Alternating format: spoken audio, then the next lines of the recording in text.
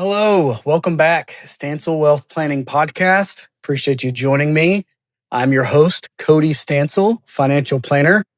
If you're new here, this is where we go over all the financial planning aspects that affect your money, whether it be investments, insurance, taxes, planning for retirement, debt management, cash flow, all of the different aspects. So I appreciate your time, whether you're watching on YouTube or listening to this with some other device. I appreciate your time. Today's episode, this is details on debt management. So I actually shot an episode last year, a little bit more on the basics of the order in which you should put your debt in order to pay it off. But this is more the detailed version of that. So I wanted to expand on it. Whether you are in your 20s and just graduated college and have student loans and a credit card and a car, or you are mid 50s and it's time to get serious about paying off your debt before you head into retirement, or if you're somewhere in between, this episode is for you. So I appreciate your time. I wanted to run through the many aspects that affect your money. Obviously, one of those is cash flow and debt management, right? So should I pay off my debt or invest my money? I get that question a lot. If I pay off debt and have multiple debt lines like student loans, mortgages, credit cards, car loans, which one should I pay off first? I get that question a lot too. So first topic, we'll dive right in. Paying off debt versus investing your money, okay? Run into this a lot. So let's say a client has a credit card with an existing balance, so keep that in mind. That's a valid point of some folks put all their expenses on a credit card, but they pay it off at the end of every month. You're not carrying a balance, right? So I'm not really talking to you. It's more, yes, Cody, I always keep 10 grand, 15, 30 grand on a credit card. That's where we need to get that puppy paid off, right? So you have credit card debt. Let's say you have a car payment, you have a mortgage. But if I have a client that's also contributing to their 401k at work or another investment account like a Roth IRA or a brokerage account, does it make sense to stop your 401k contributions and redirect that cash flow to your debt? Like most answers to financial planning questions, the answer is it depends. So the world of gray, right? It depends on your situation. It depends on how close you are to retirement. Depends on how high your debt balance really is, so on and so forth. So I hate to say it depends, right? But financial planning is very personalized. That's why it's called personal financial planning. Everyone's situation is a little bit different. But in general, we want you to be consumer debt-free before investing your money. So what does that mean? Whether you're investing in a 401k, like I said, a Roth IRA, or any other investment, we want you to be consumer debt-free. What is consumer debt? Basically any debt besides your mortgage, okay? And why do we want to do this? So I have three common reasons. There's several, but the three biggest ones. Number one, to free up your cash flow. We want you to be debt-free so you do not have those debt payments every month. So think of if you did not have a car payment or a credit card payment, how much better cash flow would you have month to month, right? Stack up all of your debt payments and just imagine a world where you didn't have those debt payments, right? How much better would life be? You could take that cash flow and invest even more in the future if you didn't have debt, right? So that's the first one, reducing your debt load to help your cash flow. Number two, you reduce your risk. Not a lot of people talk about this.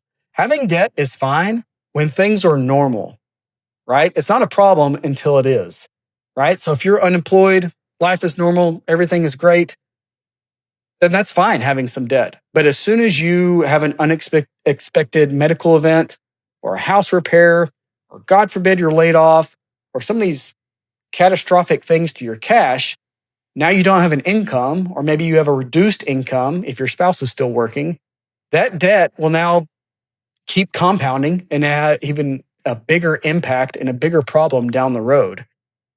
Not a lot of people talk about that as a reason to not have debt. Once again, if life is normal, everything's good, having a little bit of debt, no problem. But if you hit some bumps in the road, it becomes a big problem, right? So if you still owe on a car loan, you get in a wreck, or your car craps out on you, or whatever it may be, and you owe more than it's worth, you will have to eat that difference, right? Or you're paying for gap insurance, which comes with a cost as well. So that's not a great scenario either, right? So a lot of these reasons to not have a car payment is for those events that may happen in the future that you can't really control. So that's number 2 reason. You reduce your risk when you have less debt, right? Number 3 of why you want to be consumer debt free, the feeling of owing nobody nothing is pretty sweet. You can't quantify it, aka you can't put a dollar value to it. It gives you peace of mind. It allows you to sleep better. Been married 14 years and improves your marriage. The number 2 topic couples fight about is money, right? So if you carry a lower debt load, the weight on your shoulders is less, right? It affects all of your aspects of your life, having less risk and less debt. So those are the 3 biggest reasons we want you to be debt free. Yes, I want you to be consumer debt free before investing a lot of money. There's exceptions to all of this. Once again, it's the world of gray. It's not black and white. Exceptions, I hear it all the time. Cody, I have a 0% credit card or 0% financing on a couch we bought from Nebraska Furniture. You really want me to pay that off ASAP? And there's always exceptions. No, I'm not going to fight you that hard on paying off a debt that's at 0%, a 0% loan, right? That's fine. But in general, we want you to be debt free. In general, if you get a great match from your 401k at work, okay, reduce how much you're contributing to your 401k to just put in what the match is. Let's say they match dollar for dollar up to 4% and you're contributing 10%. Okay, and then just back it down to 4%. Keep getting the free money. Not going to fight you too hard on that, right? But let's use that other 6% to pay off some of this debt quicker so that you don't have those reasons I pointed out earlier. So now, if you have multiple lines of debt and you agree that you want to pay them off ASAP, but which one's first and how do we go about it, right? There are 2 methods that we recommend, 2 most common ones. And depending on your details, depending on your situation, your debt load, your balance, your personality, your marriage situation, there's a lot of different factors on which one of these 2 that we recommend over the other. So first one is the snowball method. Second one is the avalanche method. Okay. Snowball is lining up your debts from lowest balance to highest balance. So think of balance as snowball. Try to pay off the lowest balance one first while making minimum payments to the other debts. And once that first debt is paid off, then roll that cash flow into the next lowest balance and repeat, right? So that's the snowball method. It comes from, think of a snowball, you start small and it's rolling downhill, it can become bigger and bigger. That's the whole point there. Second method is the avalanche method. This is where you line up your debt's highest interest rate first and pay that one first while you're making the minimum payments to other ones. So once again, line up all your debts. Whichever one has the highest interest rate, prioritize that one. That goes up to the top of the list. Once the highest interest rate one is paid off first, then go to the next highest interest rate, so on and so forth. Okay. So which one should you do? Once again, it depends. The avalanche method saves you the most interest over time. You will be debt-free sooner if you follow both of these to a T and you do the avalanche method first. You will save the most interest. You will be debt-free the soonest. A ton sooner, it depends on everyone's situation, but not drastically sooner. 3 months, 6 months, in most cases, you'll be debt-free sooner, which is great. Yeah, I want to be debt-free as soon as possible. It is the one that most of my clients say, yeah, duh, I want to pay the least amount in interest. I want to be debt-free the quickest. So I want to pay the highest interest rate first. Let's do the avalanche method. And that's correct, right? There's nothing wrong with that. But it is the method that has slower results and slower progress shown. Okay, so I shouldn't say slower results. It's harder for you to see your progress with the avalanche method. And I'll show you here in a little bit. I'll share my screen here in a little bit.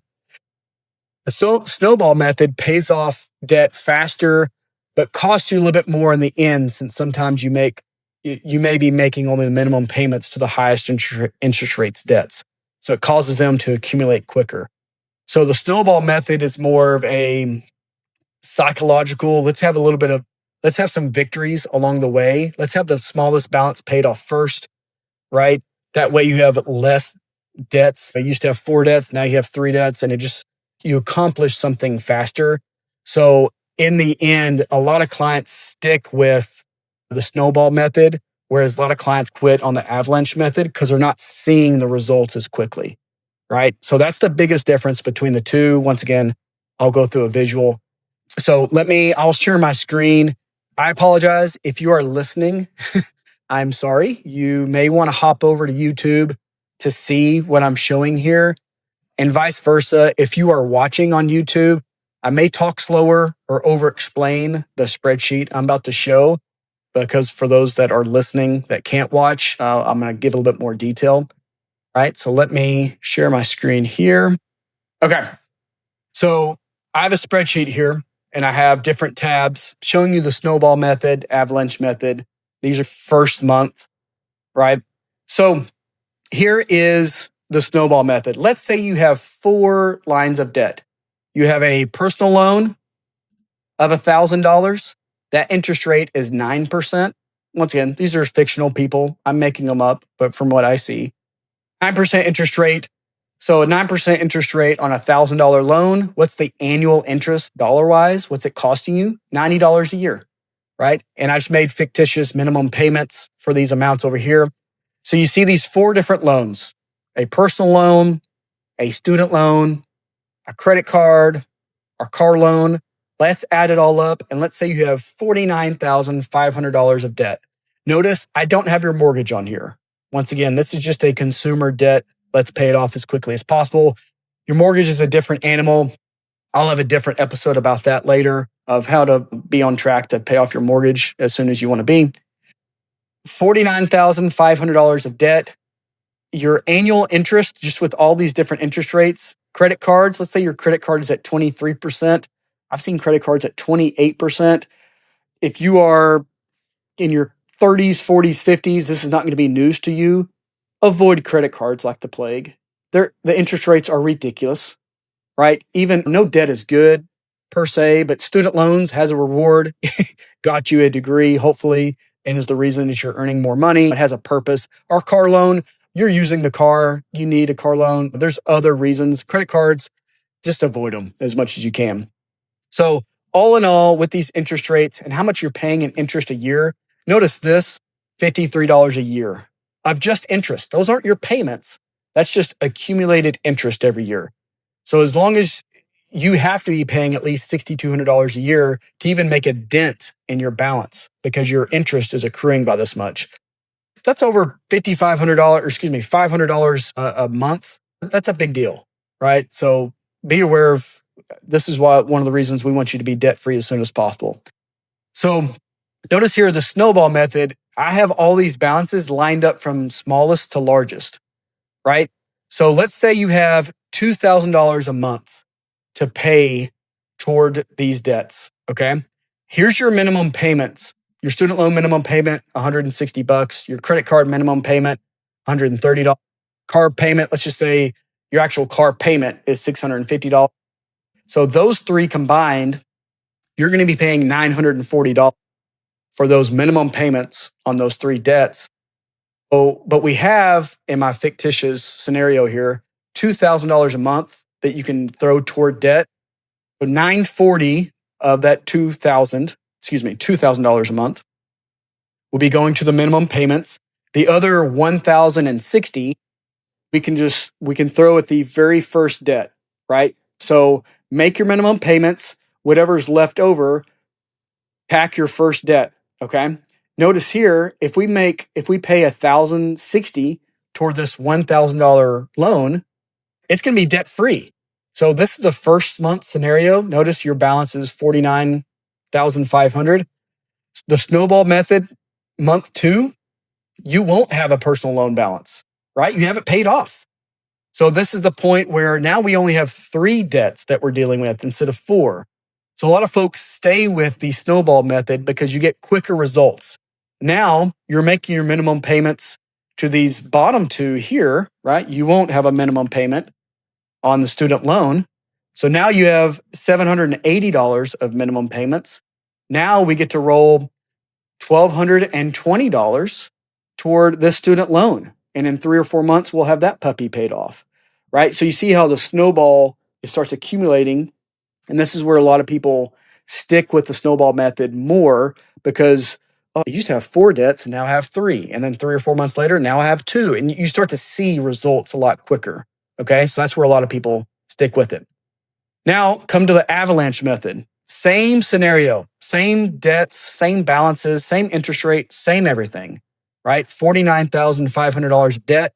But with the avalanche method, we've lined them up highest interest rate first.